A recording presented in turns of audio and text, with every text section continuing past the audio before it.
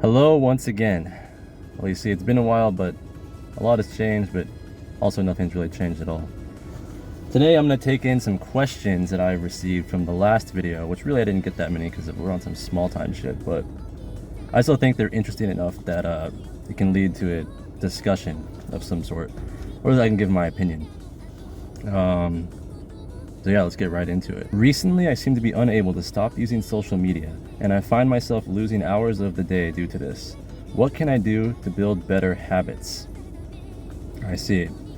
Well, the social media addiction thing is a very common affliction of our generation, right? It's extremely common. It's probably, not even just our generation, really everywhere.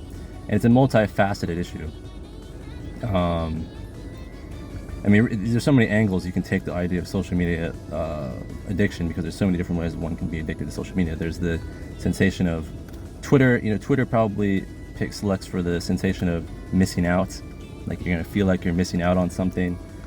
Places on Instagram, it's like a social thing in the sense that maybe like, oh, I don't want my friends to think that I'm not doing X, Y, Z or whatever. I have to keep up posting the stories or whatever. There's also the aspect of the sort of mental health perspective where you see everybody else living their best life, and then that makes you feel like you have to conform. There's also, of course, short form video, which is probably one of the more insidious ones because it's it's targeted towards the youth, and places like YouTube, TikTok, Instagram, they're all designed to feed everybody into the shorts loop because it's probably the most effective technique of getting people to just stay sucked in. People will, as you say, people will drop hours into that stuff and not even realize what happened. It's a very, at this point it's a bit of a trite phenomenon. It's actually just so common, it's basically just normal. So what can one do to attempt to negate this or to, bring this back a bit? Well, it sort of depends on which one, but let's just go ahead and go with shorts, since I think that's the way you were, social media. Well, let's assume, we'll just go through the general categories, I suppose. So when it comes to shorts, really all of them are pretty common as well. Like people are going to have multiple. Shorts, the main thing with shorts is that it triggers these sort of dopamine hits very quickly, right? So it makes other things seem less appealing because, hey, I can just look at my phone and watch some funny videos. Well, here's the thing. The videos usually are actually entertaining and they are actually funny. And they do, in a way, give you what you want. So when you realize that these shorts are actually doing what you want, in a sense, right? If we think about like in a sort of human instinctual manner, you have to sort of to change what you want to do. So I could just be sitting here and say like, oh, read a fucking book, bro. And it's like, that's not wrong, because it is correct. But the problem is most people just say, oh, go on a social media fast. Well, what happens when people go on a social media fast, right? They immediately start using it again after like, 2 weeks or something. Like I remember there was this one girl, maybe I'll have her video show up, where it's like, yeah, I stopped using social media for however long. And then at the end, she basically admits, yeah, I went back to start using it again. And it's not even necessarily that using social media is in itself bad. It's just in the manner in which you use it, which again, that's under one of those sort of surface level things because, again, people, even if you know this, you still can fall into it. But you do have to sort of rewire what you consider to be fun and what you consider to be like interesting. And I suppose that does sort of lead into habits, as you say, right? So probably one of the best habits you could develop is to read a book before bed, which it probably is some sort of Andrew Huberman self-help guru-esque thing, but it is actually extremely effective. And at first it may suck if you're not used to it, because probably one of the worst things you can do for your sleep is to sit there on your phone before going to bed or whatever, right? So reading any sort of book using a Kindle is fine as well. That will dramatically help things. And at first, it might suck to read the book, but even if you just do it for a little bit every night, it will slowly turn into a sort of ritual. And so that's probably a decent step in the right direction. Now, I don't necessarily think one should go cold turkey and just, I'm going to cut off all social media, I'm going to use a dumb phone, or I'm going to use some super hyper productivity Linux setup to block all the stimulus. It's not that doesn't work, but you need to be very resolute you have to truly know that's what you want to do if you want to do it. If you're just doing that because, oh, I heard it somewhere and it may work, it's not. You're not going to get anywhere with that. You have to consider like fundamentals versus meta strategy. These sort of quick fixes, like, oh, just use Graphene OS, bro. Just use my dumb phone, a flip phone, not Graphene OS. That's not even related to this, but just use some like flip phone, or just use Linux, bro, or all whatever. All this stuff. These are all like meta things where it's just part of the times, right? If we go back to the 80s, say you're addicted like watching television or something, right? Because that was sort of the common problem back then, like the 90s, 90s. Oh, everyone's watching television, which is basically what TikTok and all this stuff is now. You know, that's not a fun. You're not fixing the problem fundamentally if you like do whatever the meta was back then to try to like fix it or whatever. Like, oh yeah, just like go outside or go bird watching or something. I don't know. Whatever these sort of meta ideas are that are sort of just the things of the era that like are like patch notes. They're like band-aids. Right? The real fundamentals is rewiring what you actually enjoy to do so that it doesn't even feel like a chore to do it. And I think reading is probably one of the best ones you can do. Now, of course, all kinds of other stuff as well, such as really any sort of hobby is pretty good. Anything that involves making things is not bad. Anything that involves having to sort of synthesize things in a creative manner is not bad at all. But I realize not everyone's going to be able to do that, and if we want to get into more practical sort of anti-social media functions, you just have to just treat it like any other addiction. You have to just wean off of it slowly. I think shorts is probably one of the harder ones. I personally don't even watch shorts. I avoid watching shorts. I know that sounds kind of pompous possibly, but it's just true. I've just avoided it really, especially Instagram, TikTok. Like I don't watch anything on TikTok or Instagram, shorts or reels or whatever, because I think it's insidious. to be quite honest with you, I think it's insidious. Sort of like gotcha games and stuff where it's like, whoa, the girls are cute, bro, but then you like spend like $1,000 or whatever. Like that stuff's like the hell spawn. Which gaming addiction's another topic that honestly would be pretty good to talk about. But yeah, with the social media stuff, there's really no easy solution. You basically just have to wean off of it. It's gonna change a bit depending on the social media. Like Twitter, for example, is probably the thing about Twitter is Twitter actually does have value to it if you use it correctly, and you build like connections and whatnot. You can actually have some real good things happen on Twitter through serendipity and whatnot if you use it. But all the other social medias are fairly like what Instagram. If you're a dude, most of the time you're just using Instagram to try to attract girls with like your Instagram aura or whatever, like your Instagram style, you know.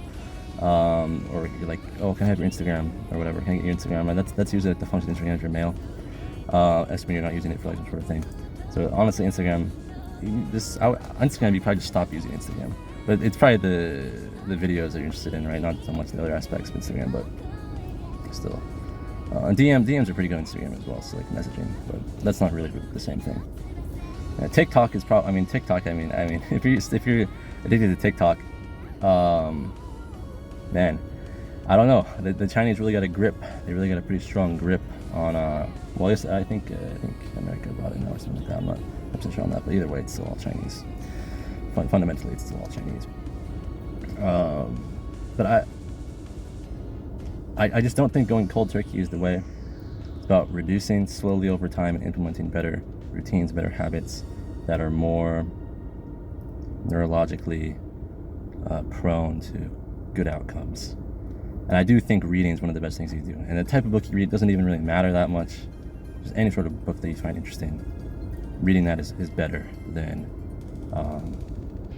endlessly scrolling or what have you. So there's sort of my opinion on that. Probably not the best solution ever, because it's really quite a difficult problem. There's not really such an easy solution to it. But good luck. Okay, so next one. I am a NEET who is 26 and still living with their parents. Recently, I find that the days go on, but nothing really too special happens. Some days I am unsure what to do with myself. I think I'm satisfied to some extent, but also feel pressure to move out and be more normal. What are your thoughts? 26, I see. Well, I don't think there's anything inherently wrong with being a NEET. Especially in today's society, I don't think there's anything necessarily inherently wrong with being a NEET. The problem is your own framing of how you feel about being in NEET, and there's going to be a lot of external pressure from your parents or whatever. Oh, go get a job, or do X, Y, and Z. Oh, where's it? Shouldn't you have some darling next to you or something like that? Whatever, like, old guy talk that your dad's gonna put onto you or whatever, right? It really depends how you yourself reflect within that sort of identity of being a NEET, right? Somebody doesn't leave their house and just sort of doesn't have a job or go to school or anything like that. I mean, obviously the best solution is you make money somehow, right? That's probably another common choke point with being in NEET, is like needing money. Because I mean, if you had money and you had all these, and there's nothing fundamentally wrong with being in NEET. It's just, do you have the means to do so? And if not, do you have this sort of psychology to be able to be like living in that environment and like accepting what comes with that? Because I mean, there are going to be negative things, right? It's not all just like La La Land. I can just sit there and watch anime all day and whatever, right? I mean, it's true to some extent, but and what you'll probably find is, recently you find the days go on and nothing really happens. Well, part of that is probably because you've gotten into some sort of loop, right? The NEET loop, which is, I don't know, I just came up with that on the spot, but I do think it's a very real thing, where basically every day, since you don't go anywhere, you don't really do anything, you generally just repeat the same tasks over and over again, which is probably for most people like playing video games, anime, maybe talking to some internet friends or something, right? And these sort of things, I mean, people can live their whole lives doing it, but I think, the easy way to spice it up is just to get into some sort of new hobby or skill, right?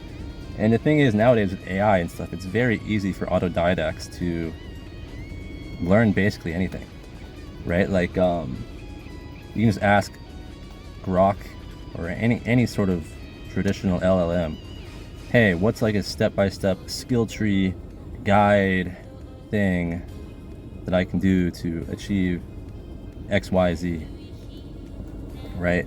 And I think you'll find that, hey, at least if you're doing things that foster a form of like creativity to some extent, especially if it's bounded to some sort of skill, you'll probably find that more enjoyable than watching the same anime or playing some game or jerking off or whatever, the sort of typical routine stuff that I would assume needs. Which, I mean, I'm basically a NEET as well, right? But like, so I get it. I do understand the whole thing. But yeah, and when it comes to getting a job, well, again, that's a difficult thing. It's difficult because getting a job kind of sucks if you don't have any sort of skills. I mean, you are basically forced into very few sort of funnels, and you can either be like the retail guy, fast food guy, or like whatever sort of entry level position. Recently, I just got out of doing UPS for, I don't know, 6 months or so, and no, not 6 months. It was a seasonal thing. It was, well, not even close to 6 months. It was more like 3 months maybe. It was a seasonal worker, and that was actually not too bad. But now I'm in a bit of a unique position. But yeah, just get some new hobbies and do things that are interesting to you. Learn things, learn a language. I think NEETs, in a way, are sort of like an aristocratic position in that they sort of, a lot of them just waste their time playing anime or playing games, anime, whatever. But you could actually spend that time doing a lot of deep reading, research, creation, etc., and become maybe some sort of like intellectual or something. You see a few of those guys on YouTube, right? Like, what's his name? Like Moe Machiavellian. He's a pretty cool guy. I don't think he's a NEET. I actually don't know, but he's a smart guy. And what, Osaka Syndrome? He's not. He's There are things you can do with being a NEET that are fulfilling in some extent that don't just rely. And hey, if you are just you're pointing out some sort of dissatisfaction. I would say if you are satisfied with just watching anime and doing all that, then whatever. Who cares? The way society is now, not everybody really needs to contribute. Really, to be honest, they really don't. There are people who just sort of exist, and that's fine. Yeah, I guess on that note, not sure if there's really much else I have to say about it. Being a NEET's not too bad. Social media, and it's you just gotta be careful with how you use it. The algorithm and stuff, it's just a mirror. It just shows you what you've already looked at, and often what you want to look at is probably not what you need to look at. But you have to fight within like whatever your internal sort of human instinct structure wants to go to towards better things. If you want to try to do social media in a more positive way, right? And reducing it. I mean, reading books. Read a book. Read a book, playa. Read some fucking books. Pick up some Greece. Pick up some fucking Plato, Socrates. Well, Plato just wrote about Socrates mostly, but Aristotle, whatever the fuck. You go a bit deeper. Thales, whatever. Ancient Greeks, philosophy. You could read books. You could read smut books even. Any book is going to be better than, especially before bed. But read some books, all right? Read a book. Yeah, that's it. Read a fucking book.